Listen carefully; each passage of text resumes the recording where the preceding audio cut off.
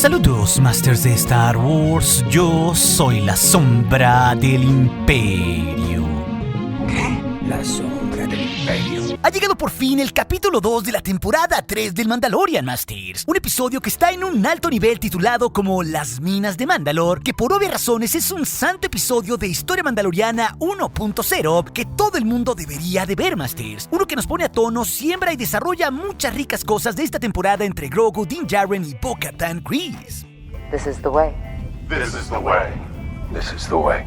Es por eso que revisaremos todo lo que nos dejó este capítulo 2 del Mandalorian en nuestro Todo Explicado. Y un poco más tarde, Masters, cubriremos también el 12 del Bad Batch con Crosshair en otra historia de 10. Así que hablaremos aquí de los 3 actos y los aspectos generales de este capítulo del mando, por lo que no está de más que les advierta que hablaremos de spoilers en la parte siguiente en estos miércoles con sabor a Beskar. Ok, Masters, y hablando de los aspectos generales de este episodio, Las Minas de Mandalor, debo decir que considero personalmente a este episodio como en un nivel mucho mejor al anterior, siendo así sobresaliente porque es mucho más cohesionado, y el otro se trataba más de plantear y amarrar un montón de cosas que habían quedado abiertas desde el libro de Boba y Mando 2. Y este capítulo 2 también es uno de esos episodios fundamentales para entender mucho de la historia de Star Wars, pero también es una gran aventura en sí misma con mucho ritmo. Pero sobre todo sirve pues para entender por qué los mandalorianos están tan divididos, para que así más adelante la cosa se pueda componer. Pero sobre todo se nos narra parte de su pasado antiguo y del más reciente, y por qué acabó todo arrasado en Mandalor por el Imperio, donde ya el emperador Palpatine básicamente aplicó la vieja confiable con otra Orden 66, tal cual como se la aplicó a la Orden Jedi casi 30 años antes de esta serie. Solo que Palpatine, para purgar a los mandalorianos de la historia, bombardeó y arrasó completamente su planeta y sus legiones justamente en la Noche de las 1000 Lágrimas. Execute Order 66.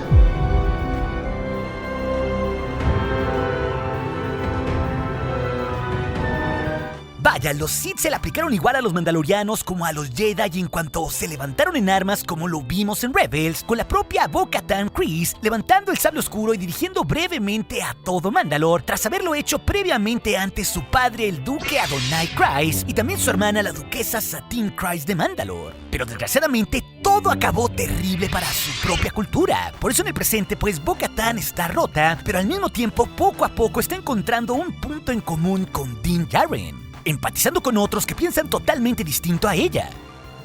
Y creo pues que lo que hace muy bien este episodio, además de presentarnos mucha historia de Mandalor, es justamente yuxtaponer a Din Djarin y Bo-Katan de una forma perfecta, y no solo en cómo piensan, sino que por un lado en la historia una viene de la realeza mandaloriana del pasado, y el otro viene de un nido de ratas de cañerías que se escondieron para sobrevivir tras la purga.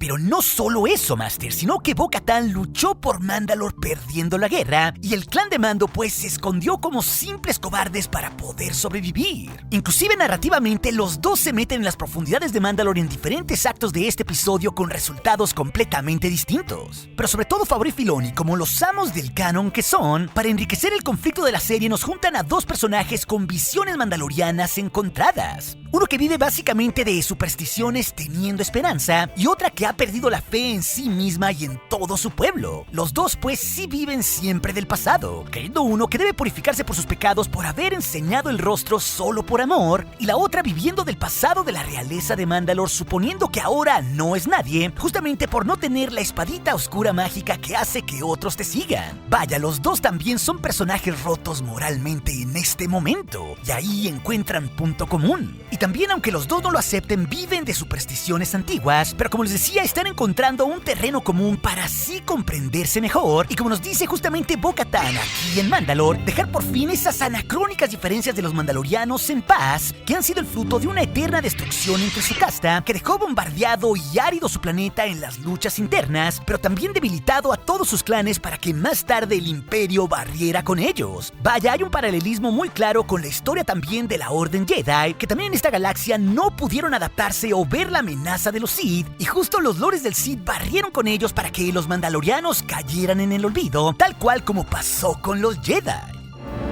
Ironic. En esencia, pues, los mandalorianos ahora deben de encontrar una nueva forma o un punto medio, porque ya nos demostraron que las antiguas formas los llevaron a una total extinción, igual pues que pasó con los Jedi, que por creerse en su soberbia, que eran los amos de la luz y la justicia, terminaron completamente destruidos y tenían a un Lord de los Sith enfrente de sí. Recordemos que la luz no es exclusiva de los Jedi, sino de todos, como ya nos dijo justamente el maestro Luke Skywalker en Act 2. equilibrio. Poderosa luz, poderosa oscuridad. Y bueno, creo que el diseño de Duke Chang y Andrew Jones se nota muchísimo en este episodio, no solo en las criaturas, sino sobre todo en los páramos de Mandalore, y sobre todo con muchos detalles en la ciudad capital de Sundari que conocíamos desde Clone Wars y Rebels de forma perfecta. Pero ahora esta ciudad en el presente está hecha completamente cenizas. Inclusive también las minas de Mandalore tienen un toque muy Señor de los Anillos y esto es muy bonito. Igual lo es la dirección de Rachel Morrison y la fotografía de un tradicional en esta serie como lo es David Klein, que sus aportes son simplemente espectaculares. Por un lado, con esos tonos oscuros en el subterráneo Mandalore o con esos montajes como con Grogu, escapando a toda velocidad para contactarse con Bo-Katan Kryze, que fue algo que me voló la cabeza con ese tono fresco y dinámico que tiene este episodio. Y ni qué decir de las notas de Joseph Shirley en la música, que tienen mucho misterio y tensión en Mandalore, que la verdad hace que no extrañemos para nada a Ludwig Göransson, uno que sigue siendo el mismo tema principal de la serie. Y ni qué decir del pedazo de historia al final que nos tiran, viendo por primera vez en el live action al mítico mitosaurio. Esto claro, para hacernos gritar como Flanders. Por todo esto, Masters, creo que este es un muy buen episodio. Ok, pero entrando a los 3 actos, estos son muy sencillos. Primero es la visita Flash a Tatooine y la llegada a Mandalore, y el segundo es la captura de Din Djarin y el rescate subsecuente de Bo-Katan, y el tercero es un epílogo final que está para volarse la cabeza. Así que ahora sí, entrando en el primer acto, este es el más sencillo de todos. Que aquí nos damos cuenta que tras ver que Mando necesitaba un droide para explorar el planeta Mandalore, o por otro lado las partes de la memoria de una unidad IG para así revivir a IG-11 con los Ancelans en Nevarro, pues justo va con su mecánica de confianza pelimoto hasta el planeta Tatooine, la cual claro no ha dejado de estafar gente ahí, y se la aplica amistosamente a Din Djarin vendiéndole en descuento al mítico R5-D4, aquel droide que le falló un motivador y no terminó quedándose con Luke Skywalker ahí en Tatooine una década atrás, un droide que sigue fallando. Y esta pues es una visita básicamente Flash a Tatooine donde no sale nuestro queridísimo Daimyo de Tatooine, Boba Fett. Like a panther. Yes.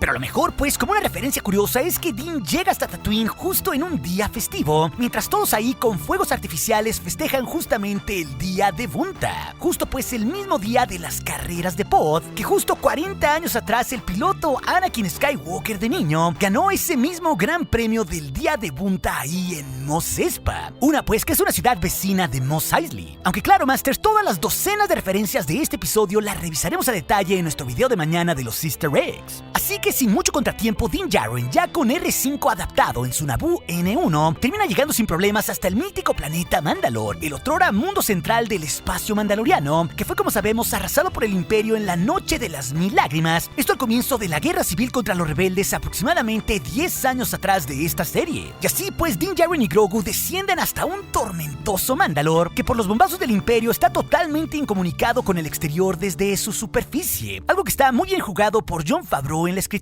para tener que salir de ahí a buscar a Bo-Katan más adelante en algo que la neta no lo vi venir, Masters. Y básicamente pronto Din Djarin se da cuenta que ese planeta no es tan envenenado ni maldito como le había dicho su culto extremista, aunque sí completamente destruido.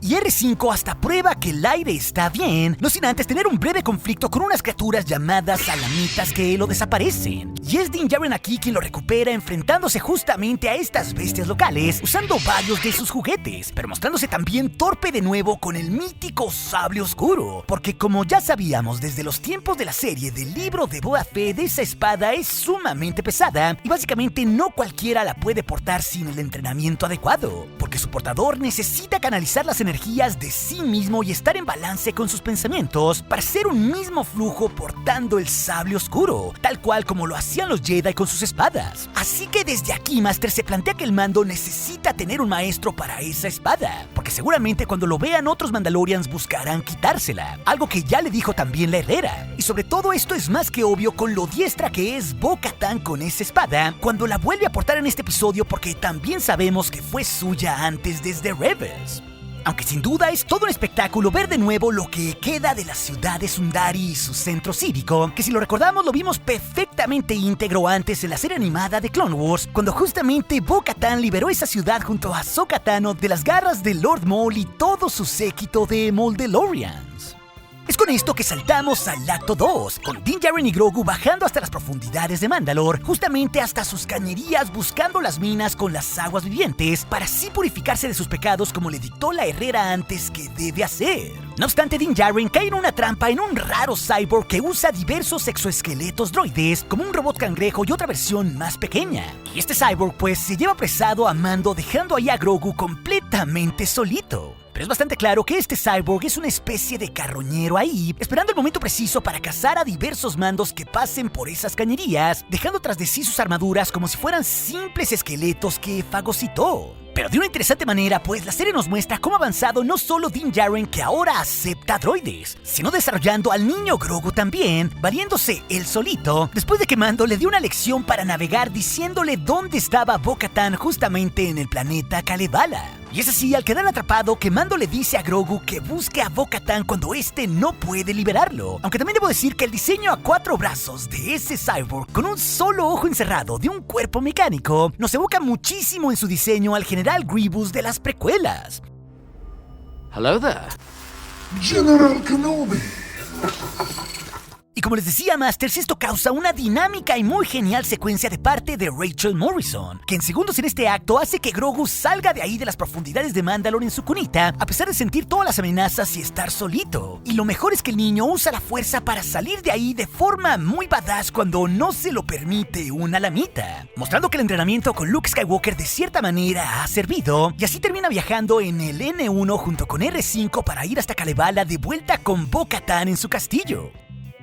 Y cuando parece que Bo-Katan va a ser una hija de la tiznada pensando que ha vuelto Din Djarin, ella se compadece ahí de que Grogu vaya solito a pedirle ayuda, algo que sin duda saca su espíritu honorable y poco a poco la comienza a rearmar tras haber perdido la fe. Vaya, narrativamente Grogu y Din sirven como elementos para recuperar a la heredera de la casa Kryze, como un personaje que es riquísimo y que tiene mucha historia, y que debo decir también que Katee Sackhoff se roba el episodio a partir de aquí no solo con su actuación, sino con su carisma y con sus aires de alcurnia. This is the way.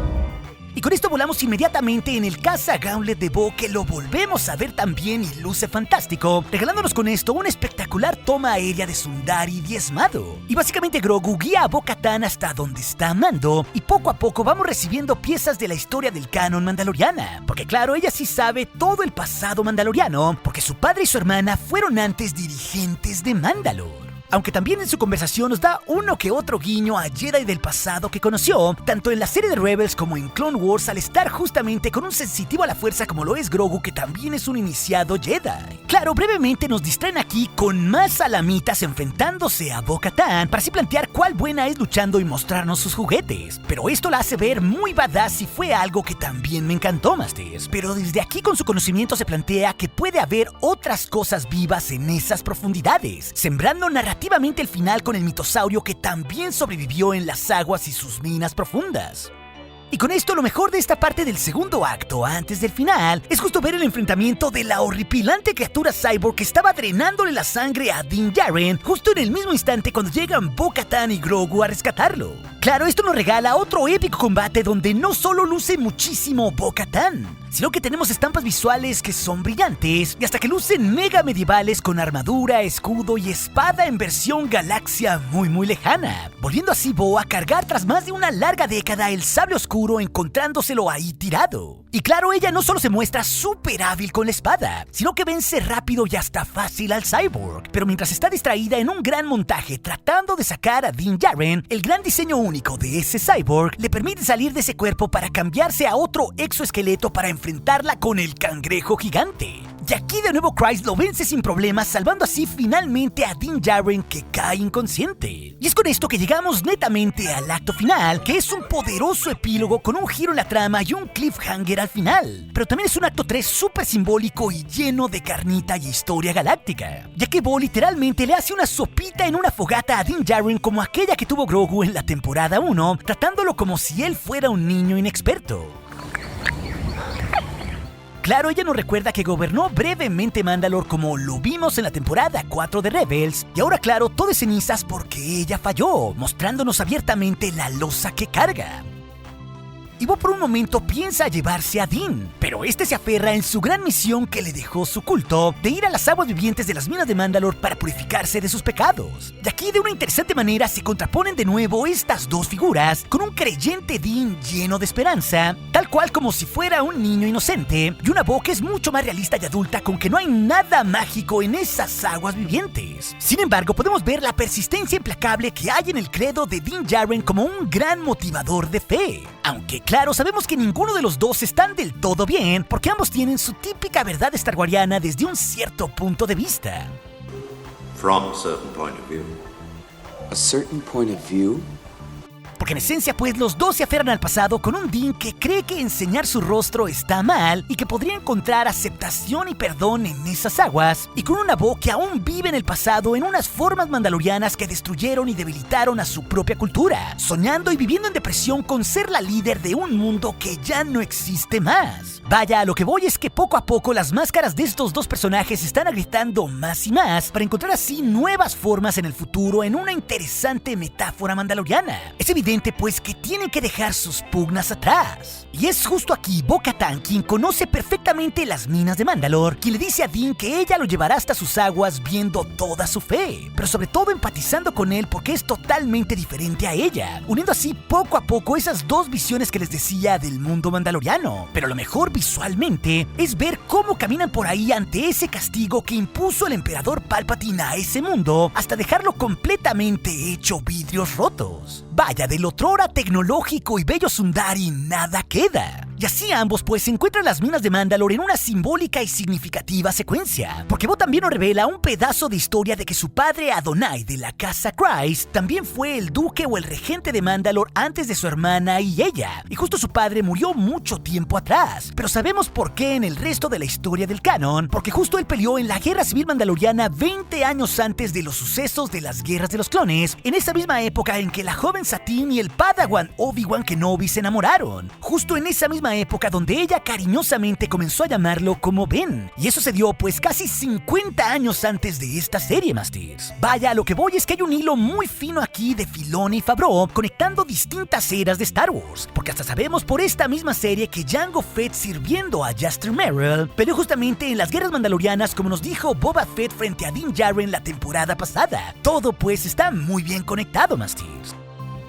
Y el epílogo por fin en las aguas vivientes es brutal y lleno de carnita mandaloriana, ya que Bo le da un tour a Din Djarin porque ya estuvo ahí antes de niña, y así sabemos pues por qué los mandalorianos tomaron como símbolo el cráneo del mítico mitosaurio, que como sabemos montaron en los tiempos antiguos como una útil herramienta guerrera, todo pues hasta dejar extinta a esta bestia. Pero justamente en la historia todo comenzó con el guerrero Mandalor el Grande, el cual ya había mencionado antes la Herrera en esta misma serie. Esto claro en las leyendas que nos ha contado. Pero aquí nos damos cuenta que las leyendas mandalorianas, así como esos monjes mágicos de religiones extrañas en los que no creía Han Solo, no son simples tontas creencias, sino auténticas verdades. Y con esto pues por fin logra su cometido Din Djarin de bañarse en las aguas purificantes de Mandalor. Y esto claro es una escena súper simbólica también recitando el credo, en algo que es crucial para su historia personal, porque aquí no solo escuchamos de su propia voz el credo, sino que sabemos que a partir de que vuelva con su clan ellos ya lo aceptarán y no lo verán como un apestado.